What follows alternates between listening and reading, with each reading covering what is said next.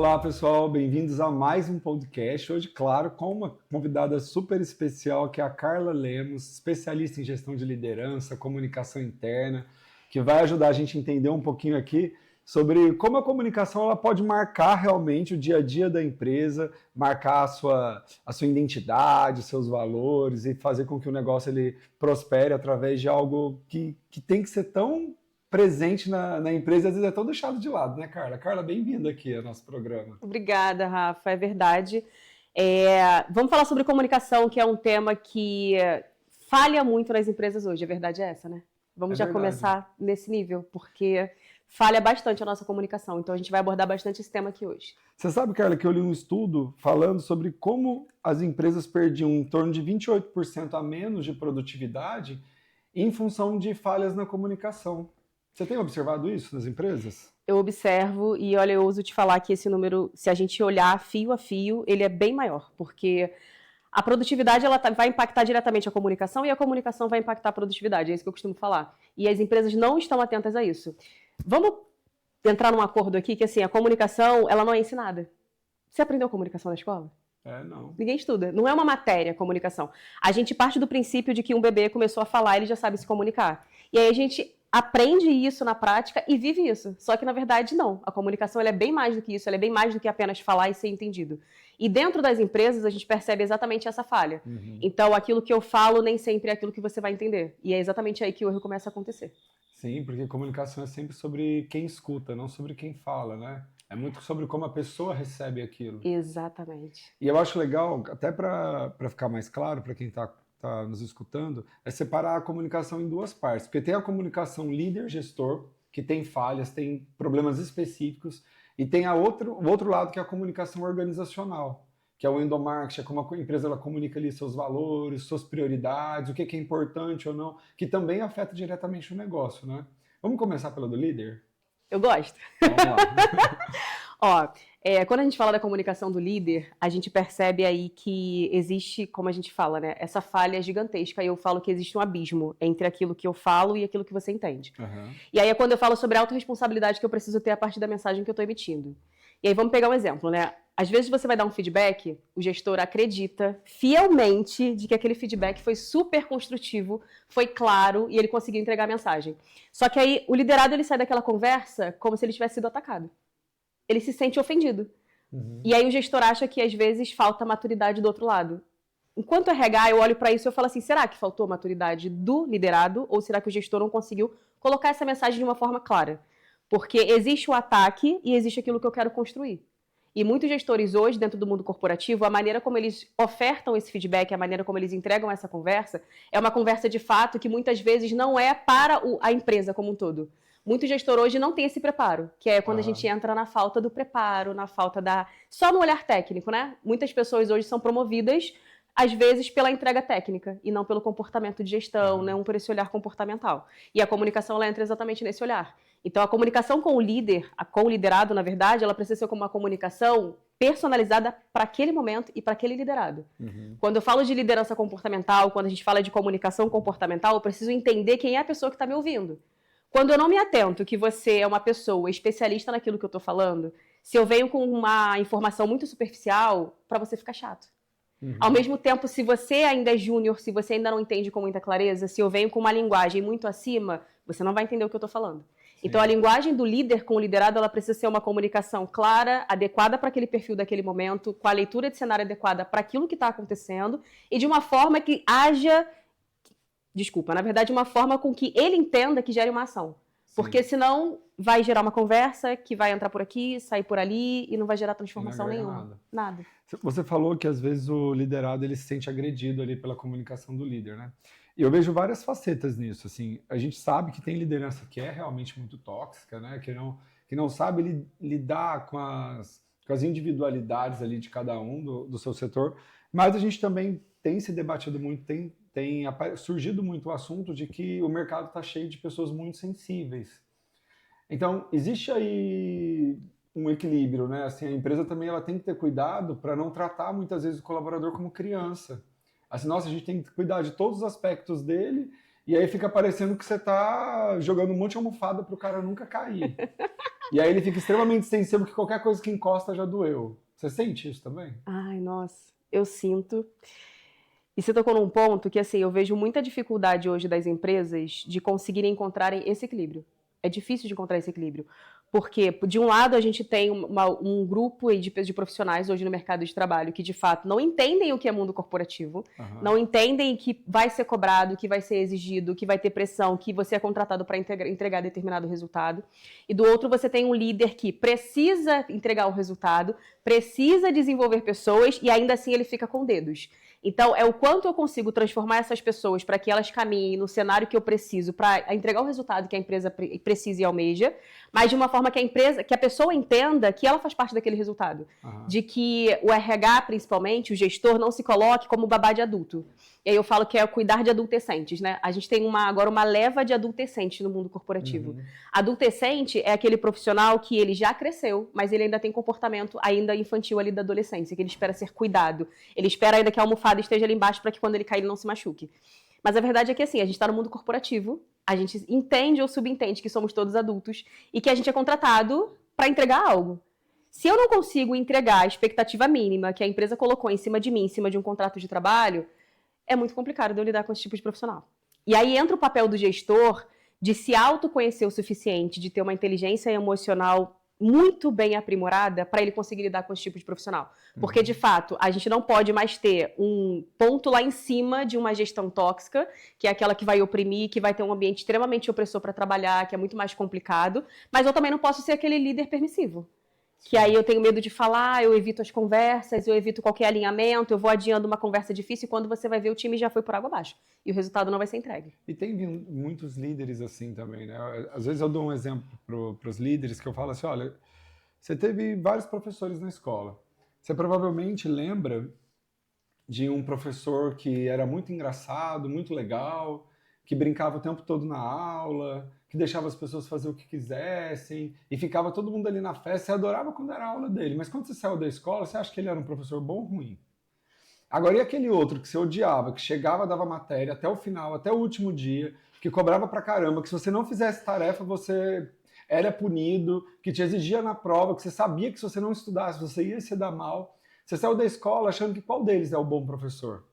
Por mais que ali, durante o momento da aula, você pensasse, nossa, esse cara é ruim, o outro é super legal. Quando você sai da escola, seu pensamento é justamente o contrário. Quem que você quer que dê aula para o seu filho? Você quer que dê aula aquele que era extremamente permissivo ou aquele que exigia muito? Eu uso esse exemplo para os líderes para mostrar para eles, porque o que acontece? Muitas vezes a liderança ela abre mão de exigir o que o colaborador tem para oferecer em função de excesso de cuidado. E aí eu pergunto, cara, mas o rapaz não podia ter feito melhor? Eu falei assim, podia, mas ele ia ter que ficar em cima, ia ter que exigir, ele ia se estressar. Eu falei assim, olha, você não está ajudando ele. Você está sendo um professor ruim. Exatamente. Aquele professor legal que brinca, blá, blá, blá, mas está deixando de desenvolver ele no ponto que ele pode ser desenvolvido. E ser líder não é dar para as pessoas aquilo que elas querem, é dar o que elas precisam. E elas precisam também ser cobradas, entender que existe prazo. Porque se ele não conhecer com a gente, ele vai conhecer em outro lugar. Exatamente. Ou ele vai chegar no mercado extremamente despreparado, ruim, não vai servir para a gente, não vai servir para outro também. Então eu tento mostrar que assim, que é porque hoje tem uma leva de pensamento assim, nossa, você tem que cuidar, você tem que falando que o líder tem que tratar tudo com penas, e não é.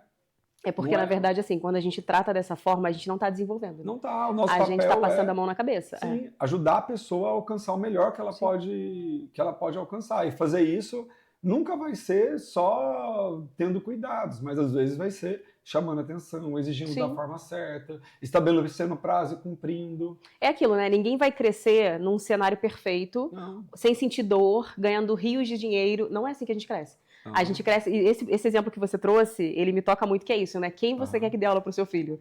E quando você pensa por esse lado, fica muito mais claro da gente ter esse entendimento, de falar assim, esse é o bom profissional e esse não é tão assim. Porque com esse daqui ele vai me desafiar. Por mais e o papel do líder é esse. Se você achasse que o outro era Exatamente, porque o outro, ele é confortável para mim. Ele não me instiga tanto, ele não me desafia. Só que o papel do líder é enxergar esse ponto cego. Eu preciso enxergar além do que o meu funcionário está vendo nele mesmo, no desenvolvimento dele. Eu consigo ir até aqui. Só que o gestor já entendeu que ele consegue entregar mais, que ele consegue ir além. E aí, se eu sou condescendente, se eu simplesmente passo a mão na cabeça dele e aceito o mínimo que ele está me entregando, eu não estou colaborando com o desenvolvimento dele. E um dos papéis do gestor é desenvolver pessoas. Será que a gente desenvolve mais quando a gente desafia, quando a gente coloca ali um ambiente que a pessoa está realmente sendo desafiada para crescer, ou quando eu simplesmente entrego o mínimo e o básico que ela já sabe e já está acostumada a entregar? A gente tem que, eu falo que liderança é igual ter filho. E a gente tem que treinar as pessoas para a vida, para o mercado, para crescer, para serem fortes. Às vezes, quando a gente vai ver programas de treinamento do exército, você já deve ter visto muito no Rio, tem muito, as pessoas ficam assustadas, falam assim, nossa, mas como é que trata os recrutas desse jeito? Como é que trata os soldados desse jeito? Aí eu sempre falo a mesma coisa, eu falo assim, tá, imagina esse cara sendo tratado com carinho quando ele chegar na guerra, você acha que ele vai fazer o quê? Exatamente. Ele vai começar a chorar, ou ele vai desmaiar, porque ele não foi preparado para... Ele é preparado justamente para o momento que ele precisa viver, para o momento de defesa, ele é trabalhado ali a todo momento para ter um emocional forte, para ter resistência, para lidar com situações difíceis. Então, não é que eu acho que o treinamento é mil maravilhas, mas é o treinamento necessário para que ele possa alcançar aquele resultado. Mas aí quando... Não, faz muito sentido. E quando você puxa isso, a gente entra num ponto que eu acho que é muito delicado, que é do treinamento. Os líderes, poucas são as empresas que treinaram esses líderes. Normalmente o líder ele chega nessa cadeira porque ele é excelente tecnicamente. Então eu sou uma excelente vendedora e aí eu me torno líder. Só que às vezes eu não tenho as competências para ser líder. Eu tinha competência para ser vendedora. E muitas vezes as empresas elas não respeitam ali a linha de crescimento, de desenvolvimento, a curva de aprendizagem para que a pessoa consiga se desenvolver e nem oferece suporte. Aí o que acontece? Eu viro uma líder sem o suporte. Eu perco, a empresa perde uma excelente vendedora, ganha um líder mais ou menos ou um líder ruim e a pessoa se frustra. Sim. Porque não teve treinamento. E o que acontece muito é hoje.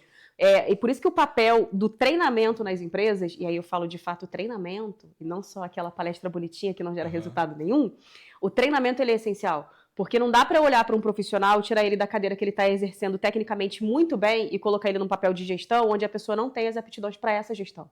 Isso acontece muito. Muito, e é um grande problema, porque eu gero uma falha na empresa inteira, eu crio um time, às vezes, tecnicamente incapaz de produzir, aí a produtividade cai, o engajamento cai, e o líder frustrado, porque ele acha que ele é só ele o culpado. Mas você sabe, eu acho que isso nunca vai mudar, porque eu não consigo ver empresas promovendo gente que era ruim tecnicamente, entendeu? Exato. Promovendo quem tinha o pior resultado, porque acha que ele tem capacidade de liderança. Exatamente. Os promovidos sempre vão ser os que tiverem melhor resultados, que têm mais capacidade técnica, acho que isso não vai mudar. Eu acho que o que precisa, talvez, um cuidado é preparar essa pessoa para essa nova função e saber se ela tem essa capacidade de lidar com as pessoas. Porque tem gente que às vezes vai virar um especialista e tá tudo bem. Então, e tá tudo certo. E o que falta para mim é exatamente isso, porque na minha cabeça também o cenário não vai mudar, vai ser sempre esse. O que eu tento colocar como, pelo menos, a gente começar a criar esse hábito, ok, você vai promover o seu melhor técnico, mas dá suporte para ele. Porque o que acontece é, você promove e você solta. Aí a pessoa se perde, aí daqui a 2 anos é demitido. E aí é um problema. Então, assim, promove o melhor técnico, mas dá suporte para ele. Só que também não adianta puxar a responsabilidade só para a empresa, né? O gestor também precisa de autorresponsabilidade, de se especializar, de estudar, de buscar entendimento, clareza sobre pessoas, sobre comportamento, porque senão a gente está vendo só um lado da moeda, a gente precisa ver os dois. E quando a gente fala de comunicação, tem 2 coisas importantes também. Uma é que o RH ele representa, eu gosto muito de dizer para o RH que ele representa a empresa. Ele não tem que ter opinião para os colaboradores própria. E aí isso é bem difícil de dizer, porque o que acontece? Forte. É forte, mas é a verdade. Então, assim, se a empresa entendeu que aquele líder é o líder que deve ser colocado, o RH não deve dizer que não é. Exatamente. A empresa já decidiu aquilo. E o RH representa a empresa. Então, quando vai algum colaborador reclamar, o que o RH tem que dizer? Mas a empresa escolheu por causa disso. Era a melhor opção que a gente tinha no momento. Sei que essa pessoa tem oportunidades como eu tenho também, como qualquer um pode ter. Porque o RH ele não pode ser lenha para nenhum tipo de fogueira dentro da empresa. Então, e isso às vezes é um problema, porque a pessoa vai reclamar do líder, ao invés do RH reforçar a liderança, elimina. Ele fala assim, verdade, nossa, sabia que não tinha que contratar, mas falei pro gestor que tinha que ser outra pessoa. Você não está ajudando em nada. Só está dando munição. Só está dando munição. Então, assim, o que esse cara tem de bom? Esse cara tem isso, alguma coisa ele tem. Aí ele tem isso. Olha, mas chegou o colaborador para reclamar, mas você já reparou como esse cara é bom nisso? Você já reparou como que ele domina aquela operação? Eu sei que tem coisas para melhorar, eu também tenho. Né? Você provavelmente consegue enxergar em você. Mas você já conseguiu enxergar esses pontos dele como são legais para que a gente possa crescer? Mas assim, entendo o seu lado, vamos ver que a gente consegue ajudar. Mas eu acho que ele tem muita coisa legal também. Então o RH ele tem que ser esse pacificador, sabe? E ser essa voz que a empresa realmente confia. Não que a empresa não confie, né? mas que a empresa ela pode contar sempre como para mitigar problemas e não aumentar. Eu sei que é duro dizer isso, eu falo umas coisas Não, bem é polêmicas, duro, né? mas é uma verdade necessária, né? Uhum, Aqui, somos adultos, só trabalhamos com verdades. uhum, E essa é uma verdade do mundo corporativo. E quando você fala esse ponto sobre o RH assumir de fato a decisão da empresa, eu percebo que às vezes o RH ele mistura as informações e os sentimentos. aham, Então, ao invés de eu validar aquela decisão que foi tomada, eu vou mais pelo caminho de, pessoal, eu não gosto da Carla, então, eu concordo com você, realmente a Carla é difícil. E foi o que você falou, o RH ele precisa ser o portador da cultura, ele precisa ser o enfatizador da tomada de decisão e precisa ser aquela pessoa que confirma e reafirma aquilo que foi tomado de decisão. sim. Porque senão eu viro realmente só aquela que estou entregando munição para os funcionários. Não, E o funcionário, às vezes, ele já está ali cheio de munição. ele só precisa de alguém Precisa de alguém ali que às vezes tem um olhar, segundo ele, muito mais Pra se 360 autovalidar. para validar aquilo que ele está falando. Aí vem o RH e carimba aquilo que ele disse. É muito mais delicado e fica feio pro próprio RH. Só que muitas vezes o RH não enxerga. Não, e é uma coisa extremamente comum acontecendo nos RH. Sim. Ele comum. pessoaliza, às vezes, situações que poderiam ser extremamente profissionais, que ele deveria ter um olhar nessa hora estratégico, que falta. Sim. E aí tem uma coisa um detalhe importante, assim. Eu não estou dizendo que o RH não tem que ter opinião, muito pelo contrário. Eu acho que o RH tem que ter opinião, ele tem que brigar pela opinião dele, mas a briga vai até a decisão ser tomada. Depois que ela foi... Já foi. Não, aí você está jogando contra a empresa. Exatamente. Você já não está mais ajudando. Aí você passou a jogar contra. Então assim, ventilou-se o nome desse líder. Meu, não concordo. Mostra através de todos os caminhos possíveis que você não concorda.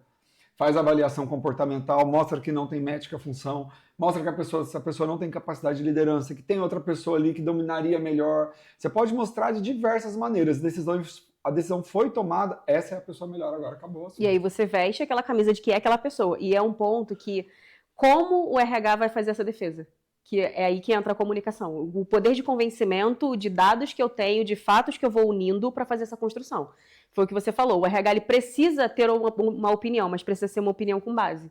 E hoje o que eu percebo de falha de comunicação é exatamente isso. As pessoas têm opiniões vazias. Eu acredito que a Carla seria uma excelente líder. Por quê? Porque ela é legal. Como assim ela é legal? Legal, muita gente pode ser, mas para essa cadeira, será que ela é a melhor pessoa? Cadê o teste? Você fez um teste comportamental, tem um teste psicológico, você mapeou, o que ela tem de resultado? Traz alguma coisa, um histórico legal. Então não adianta só a Carla ser legal. E aí o que falta nessa defesa, e é quando entra essa falha de comunicação que a gente percebe nas empresas, é a base. Eu preciso ter dados para de fato opinar. Só que a decisão foi tomada, eu preciso aceitar, engolir tudo que eu acho, porque o seu achismo é só seu e não é da empresa, e pegar a decisão e falar, então, a gente vai lidar com esse cenário, a gente vai fazer a nossa melhor escolha, e vai fazer aquilo dar certo. Sim. Só pra gente não fugir do assunto, tá? É muito assunto. É muito assunto. Dica importante pro líder aí que comete falhas em comunicação, assim, o óbvio precisa ser dito. Eu acho que é uma dos maiores aprendizados desses últimos anos, é que muita liderança, ela chega para se comunicar com conceitos que para eles são muito claros, são muito óbvios. Por exemplo, arruma lá o podcast, óbvio que precisa ter água. Mas às vezes para quem está fazendo não é óbvio que precisa ter água. Às vezes o óbvio é que não tivesse nem a mesa, para que o ambiente ficasse livre. Então, assim, muitas das falhas em comunicações vêm pelo líder acreditar que aquilo é óbvio. E às vezes para ele é. Mas ele não entende que para o outro não é. Então, o óbvio precisa ser dito. Você concorda? Eu concordo e eu sempre faço um acréscimo nessa frase. Eu costumo falar que o óbvio precisa ser dito e a conversa difícil não pode ser adiada. Uhum. Porque é o que acontece no mundo corporativo. Sim. Então, além do óbvio não ser dito, porque eu assumi para mim que isso é uma verdade minha e eu fico entendendo que é uma verdade para você e aí eu não exponho. E é também uma situação de quando eu não vou expor, eu fico adiando essa conversa difícil. E a conversa difícil adiada, ela vira um problema muito maior do que ela poderia ter sido lá atrás, se eu tivesse abordado ela quando a situação aconteceu. Sempre. É muito mais complicado. Então, assim, o óbvio ser dito, sou eu também entender que o outro não tem a clareza que eu tenho, ele não enxerga com os meus olhos, ele não pisou onde eu piso, e aí eu tenho mais facilidade de abordar isso. E falar pra você, olha, a gente precisa de um copo de água no podcast. Porque às vezes a pessoa que vai montar, ela não participa da experiência de quem tá de fato participando. Ele tá montando. Então ele não tem essa clareza. Ele toma pouca água. Exatamente. A pessoa bebe pouca água, esquece de beber água. Exatamente. Mas tem os porquês. Exatamente. Aquilo seca a boca. Tem os porquês dele. Mas eu, enquanto participante, preciso falar, olha, eu preciso de uma água. Aí eu fico lá entendendo que o outro achou que tinha que ter água, eu crio uma briga em cima disso, e ao invés de eu só falar assim, você pode me trazer uma água? Eu já critico. Não, assim, vai por água abaixo. Quanto mais eu lido com pessoas, mais eu tenho isso no meu coração. O óbvio precisa ser dito. Precisa dizer o óbvio. Por mais claro que aquilo pareça, se você não disser, você acaba se frustrando, frustra o relacionamento, frustra outra pessoa. E você cria uma expectativa. Nossa, exatamente. Que não existem. Exatamente isso. Você cria uma expectativa em cima de uma coisa que você não falou. E poderia ter sido resolvido lá atrás se você tivesse dito. Sim, sim. E aí é até importante para o líder entender que isso é uma falha muito mais dele do que da pessoa. Exatamente. Porque a pessoa tem a realidade dela, ela não tem obrigação nenhuma de entender o óbvio que é óbvio para você. E aí é quando a gente fala da autorresponsabilidade. É o quanto eu me responsabilizo pelo que eu falo e pela reação que eu gero a partir do que eu falo. Então, se eu não falei, eu também sou responsável pelo que eu não falei. Não dá para eu culpar o outro porque ele tinha que ter lido a minha mente. Não vai existir isso. Amiga, a gente fala muito. Vamos agora... A gente fala muito. Vamos agora na comunicação organizacional, que eu adoro também, né? Não porque a Incycle tem a ferramenta que ajuda muito isso, que ela tem, né? Uma ferramenta, inclusive, fantástica, que faz TV corporativa, quadro de aviso. Completíssima, inclusive. Gente, toda gestão, nunca vi nem vi uma ferramenta que faz tanta coisa que a gente faz e transforma a comunicação de forma tão simples, sabe? Para fazer com que ela realmente esteja presente no dia a dia do colaborador. Mas eu acho que uma das dificuldades das empresas é, inclusive, isso. Porque o que acontece? Muitas empresas tentam criar meios de comunicação, seja um quadro de aviso, às vezes um informativo de mesa ou qualquer coisa, mas ela não consegue fazer com que essa comunicação faça parte do dia do colaborador.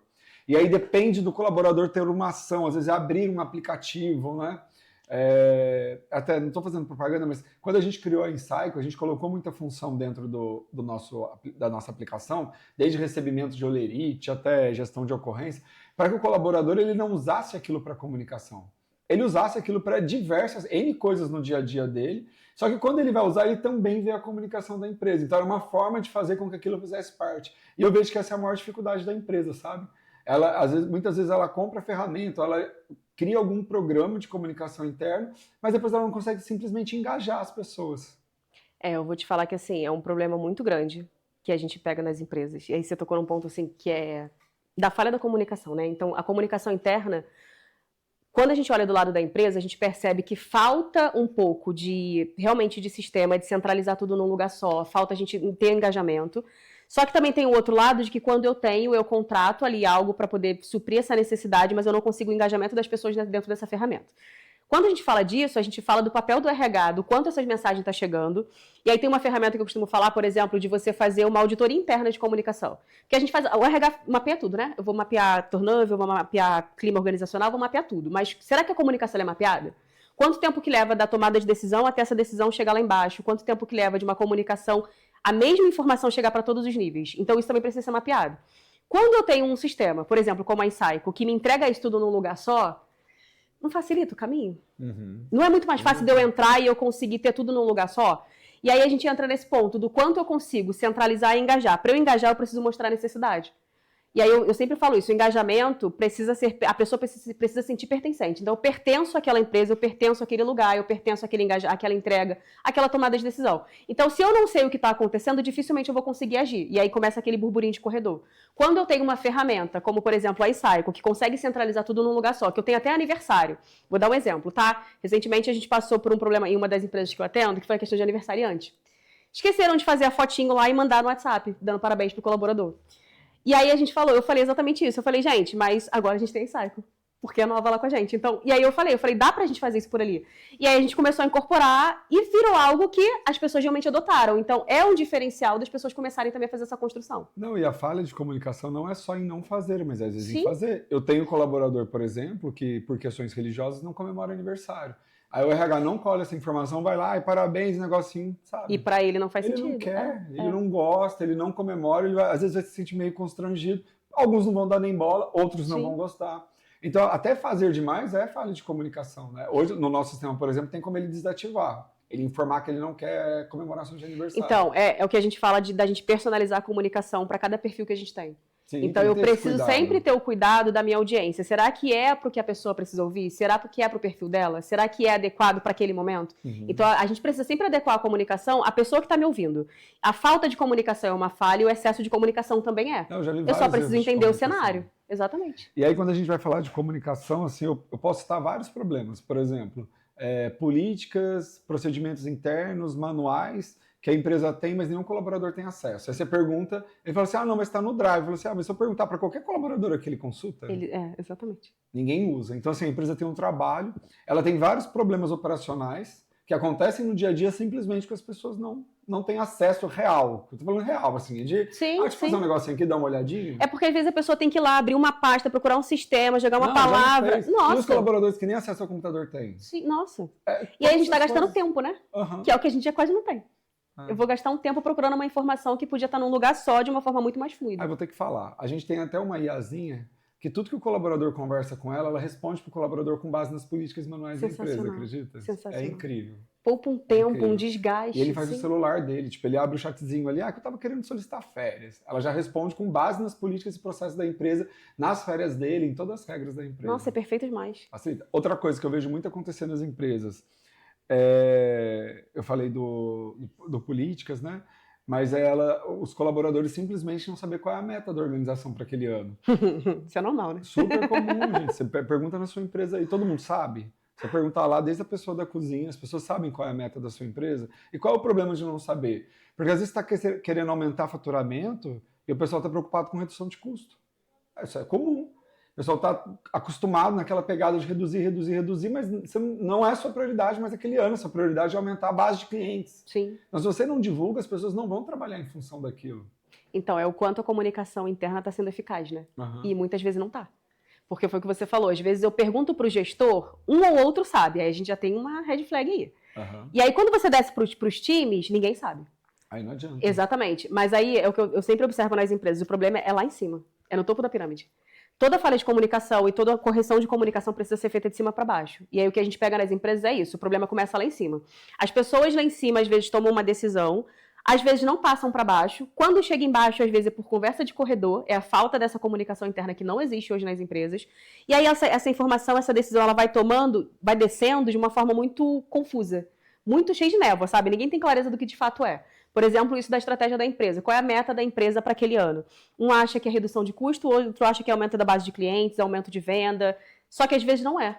E aí, como que eu faço esse alinhamento? Quem lá de cima vai levantar essa pedra, essa bandeira e vai falar assim, olha, não é isso, a gente precisa todo mundo caminhar para um lado só. Porque o que acontece hoje é isso, cada um tá puxando a corda para um lado, a corda arrebenta. É o que sempre acontece no meio do ano. E aí, mas você não tá buscando reduzir custo? Não, tô buscando aumentar a receita, aumentar clientes, aumentar faturamento. Então calma aí que a gente vai ajustar, só que já passou 6 meses do ano. Então, como que eu faço essa correção no meio do ano? Por que isso não foi visto antes? E aí entra esse papel também, às vezes, de alguém que está lá em cima e não tem esse olhar. E ok, a pessoa às vezes não tem esse olhar, mas cadê o RH? Cadê a comunicação interna por trás? Para falar, olha, vocês estão indo para a direita e na verdade é para a esquerda. A diretoria quer esse caminho. Então, cadê a pessoa do endomarketing para fazer esse meio de campo de uma forma que a comunicação seja construída de uma forma contundente, com coerência e para o norte que a empresa está indo? Porque senão não vai acontecer. Sim, sim. E trazendo mais uma falha que eu vejo que acontece muito. E outra coisa, um terceiro ponto que as empresas sempre falham muito em comunicação é, por exemplo, ela desenha valores bem estruturados, muitas vezes, né? Estabelece quais são os comportamentos que são importantes para aquele negócio crescer, mas aquilo fica na parede. E sabe o que eu percebi nos últimos tempos? Eu não sei se você tem a mesma opinião.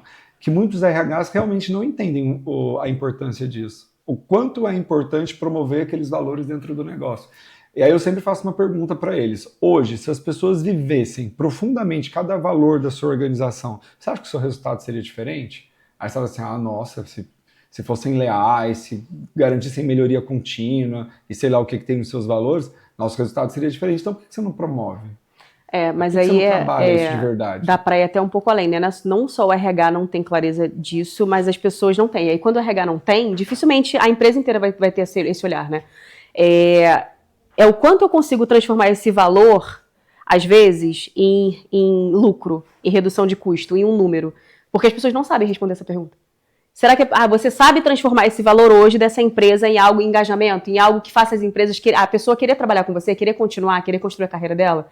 As empresas não têm essa clareza. E aí vira essa cultura de parede, esse valor de parede. Eu costumo falar que é a empresa de LinkedIn. Porque é lindo, você faz até um post quando você sai da empresa, você fala dos valores, você tira foto, às vezes, daquele quadro, daquela frase legal, mas quando você visita a empresa, quando você observa o comportamento das pessoas, é completamente oposto. É completamente oposto. E as pessoas não têm essa clareza do quanto esse comportamento que está na parede poderia ser revertido em algo, de fato, comportamental que vai gerar para um caminho melhor, que vai gerar para a direção que a empresa quer, para a meta daquele ano, porque se perde de fato. A gente está tão apressado, a gente está tão vivendo no automático, com esse excesso de velocidade, que a gente esquece da essência. E o valor, ele está na essência. E tem várias formas de trabalhar isso, né? Assim, dando um exemplo nosso aqui da Incycle, não como software, mas como empresa, a gente tem uma reunião semanal de sexta-feira, onde a gente traz toda a empresa. Então, todo mundo participa fisicamente, online. E todas as reuniões a gente traz um dos valores. Então, a gente discute um dos valores, fala sobre um dos valores, alguém fala sobre um dos valores. Todas as reuniões, a gente premia alguém que melhor representou um de nossos valores. Então, uma pessoa é premiada por semana, o prêmio é um bottom. Então, a RH nem precisa ficar nossa, mas tem um investimento. Não, amigo, é um bottom, 40 centavos. Só que aquilo tem um peso muito maior do que o valor dele, né? Mas é o reconhecimento, é a valorização daquilo, é mostrar para a empresa que aquele tipo de comportamento ele não só é enxergado, mas que a gente tem destacado as pessoas que têm representado aquilo de maneira prática, né? E várias outras formas. A gente premia até anualmente. Os próprios colaboradores, eles elegem uma votação aberta quem foi o colaborador que melhor representou cada um dos nossos valores. Então a gente faz muita coisa relacionada aos valores. A gente tem um livrinho nosso, que a frase da Incycle é "Eu sou a força da Incycle". Está escrito eu sou a força da Incycle embaixo. Aí a gente deu um caderninho para eles que era assim, eu sou, aí eles tinham que escrever um valor da Incycle já escrito, entendeu? Então aí eles escolhiam o valor que eles queriam representar. Então tipo, eu sou a lealdade da Incycle, eu sou a melhoria contínua da Incycle. E atrás do caderninho, era um caderninho de anotação, eles escreviam duas coisas que a gente chamou na época que era declaração de reconhecimento. O que é a declaração de reconhecimento? Como que eu sei que eu fui reconhecido por realmente viver aquele valor? O que eu espero que as pessoas me digam, ou que as pessoas percebam, ou que aconteça no dia a dia, para saber que eu realmente fui reconhecido por viver aquele valor no meu dia a dia. Aí eles escreveram essas duas declarações de reconhecimento. Então era uma forma dele não só destacar o valor que ele queria viver, mas ele atrás criar uma meta alcançável, igual eu quero ser premiado na semana. Teve gente que escreveu assim, a gente tem um valor que é encantamento. Eu quero que 2 clientes enviem um feedback de que o atendimento foi muito bom, que aí eu sei que a declaração de reconhecimento é essa, eu sei que eu alcancei aquele valor. Então assim, tem tantas formas criativas. Né? Eu gosto muito de dizer para o RH, que o RH tem muito aquela muleta do eu não tenho recurso, eu não tenho dinheiro, mas assim, ó, essas coisas que eu falei agora nenhuma tem a ver com investimento financeiro. Obviamente tem investimento de tempo, né, de dedicação, mas são coisas práticas que a gente consegue ir fazendo com que os valores da empresa eles sejam não só reconhecidos, mas trabalhados e também vividos dentro da organização. Não, e tudo isso que você falou, ele gera um engajamento, gera aquele sentimento de pertencimento muito grande. Uhum. E automaticamente isso vai espelhar no crescimento, no rendimento das pessoas, na produtividade. Só que isso que você falou também sobre o RH fala sobre recurso financeiro, que não tem o recurso financeiro. O tempo hoje do RH, dos profissionais, é algo muito escasso para todo mundo. Na vida inteira a gente não tem tempo, né? Só que se a gente conseguir fazer uma distribuição de tempo, uma gestão de tempo, que ela favoreça principalmente as pessoas, que eu consiga minimamente ouvir o meu funcionário, eu já estou ganhando muito lá na frente. Então, quando você bota isso daí num caderninho e bota ali aquela autorresponsabilidade, então, eu falei que eu sou a lealdade da Incycle, eu falei que eu me comprometo com isso aqui, eu levo a responsabilidade pro outro lado. E a pessoa mesmo vai gerar uma provocação e se desafiar a ser vista e ser reconhecida daquela forma. Isso automaticamente vai espelhar para a produtividade, vai espelhar no reconhecimento e a pessoa também vai se sentir cada vez mais pertencente. Você percebe que é muito mais essa questão do tempo de ouvir as pessoas do que de investimento financeiro, que é essa muleta que o RH usa. Então, eu não tenho dinheiro, mas você tem 10 minutos para ouvir teu funcionário? Você tem 10 minutos para fazer a pergunta, o que motiva essa pessoa a continuar trabalhando na sua empresa? 10 minutos, não mais que isso. Se você investir 5, 10 minutos com cada pessoa, você já vai economizar financeiramente e você vai ganhar muito mais produtividade, porque você consegue encaixar pequenos reconhecimentos que vai fazer com que essa pessoa queira continuar pertencente daquele lugar. Isso faz toda a diferença. Legal. A gente não deu muita dica prática, mas a gente levantou muita questão. Nossa, muita questão. Mas como dica prática, por exemplo, a gente pode deixar aqui, faz uma auditoria de comunicação interna na empresa hoje. Você consegue fazer isso agora, ou amanhã, se planeja. Pega um Forms e faz uma auditoria de comunicação interna. Começa a mapear. Se você é o RH, mapeia. Quanto tempo, por exemplo, que uma decisão, desde quando ela é tomada, ela chega na ponta? Em quanto tempo essa comunicação de algo que foi decidido, ela chega em todos os setores da empresa que você trabalha? Qual é a velocidade? Aonde que a comunicação para? Qual é o setor? Com quem que ela está sendo interrompida? Qual é o setor ou qual é o cargo? Qual é o líder, por exemplo, que está fazendo ali ou uma confusão de informação ou está retendo certa informação? Isso precisa ser visto e isso é uma ferramenta prática que você consegue fazer agora. olha para tua empresa e faz essa observação. Aonde que ela começa, aonde que ela para, qual é o tempo de velocidade das decisões, e aí isso daí já vai trazer muita clareza de como a gente está falhando na comunicação e o que eu preciso fazer para melhorar. Sim, sim. E acho que de dica importante também fica que eu sempre falo isso muito para os RHs, que a comunicação interna é a maior arma do RH para ele divulgar suas ações, né? Muitos RHs eles sentem que trabalham muito e não são valorizados, trabalham muito e não têm reconhecimento. E ele tem uma arma importante ali para fazer ele ser reconhecido, que é a comunicação interna, que é onde ele pode divulgar as ações que ele faz, ele pode divulgar os resultados, ele pode divulgar todo e qualquer trabalho que acontece ali dentro da empresa, que ele promove, né? E é uma forma de fazer com que as pessoas possam entender o valor daquilo. Aí tem muita RH que diz assim, mas eu preciso ficar divulgando, amigo, precisa. Não, você falou, você trouxe um ponto que é muito importante, assim, o RH, ele tem a arma que é a comunicação interna. Só que se a gente parar para perceber, por exemplo, o RH ele tem a arma dos dois lados. Porque o RH ele é a voz do funcionário e ele é a voz da empresa. Você percebe a posição que o RH ocupa? E muitas pessoas não percebem isso. Então, se eu sou a voz dos funcionários e eu sou a voz da empresa, como que eu estou usando isso a favor do crescimento? Como que eu estou usando isso a favor da estratégia para esse ano da empresa? Se eu ouço o funcionário e eu ouço a tomada de decisão, os grandes poderes daqui, como que eu faço para essas pessoas chegarem no mesmo ponto e todo mundo caminhar junto? É quando a comunicação interna precisa acontecer. Sim. Acabou nosso tempo. Não, que isso? Que isso? Passou de 5 minutos. Passou rapidinho. Não, que isso? Não, né? Me recuso. Nossa, a gente vai ficar aqui falando a tarde inteira. Daria, né? Mas você tem que vir outras vezes pra gente gravar. É muito assunto. Cara, é muito assunto. E é um assunto que puxa o outro quando você vê que você tá falando. Nossa, muita coisa pra gente falar. Puxa. Mas vem outras vezes pra gente gravar de novo. Ah, com certeza. Tem outros Inclusive, ó, se vocês gostaram da Carla, aqui no link embaixo a gente vai deixar o link da aula dela, que a Carla gravou uma aula com a gente, né, Carla? Com certeza. Foi maravilhosa. A marca que a sua comunicação deixa, inclusive, que é o tema da comunicação que a gente falou hoje, que eu tenho certeza também que tem muita ferramenta prática que vai ajudar você, que é do RH, e quem também não é, também vai facilitar. E Carla também é consultora para isso, né? Isso. Então, se você precisa de algum trabalho relacionado a esse assunto, se tiver dúvida, a pessoa pode te mandar no LinkedIn? Pode me chamar no LinkedIn, no Instagram, tô super aberto pra gente conversar. Então, a gente vai deixar todos os links dela aqui, Instagram, LinkedIn, a aula dela dentro da nossa Universidade de RH. Espero que vocês tenham gostado. Carla, adorei te ter aqui com a gente. Também, obrigada. Rápido, vou voltar, professor. Volta. A Carla adorou o Insight. Ai, adorei, quero ser funcionária também. Que espaço maravilhoso, meu Deus. Meu Deus. Ela não é bom assim, só no sistema, é bom também na sede. Nossa, completíssimo, completíssimo. Que bom. Mas, ó, seja muito bem-vinda. Espero que você venha muitas vezes. Vai ser sempre um prazer te receber. Obrigada, gente. Gente, então até mais. Espero vocês no nosso próximo podcast, sempre com convidados especiais e trazendo um pouco de como transformar o RH em RHs cada vez mais extraordinários, de forma prática e simples para vocês. Tchau.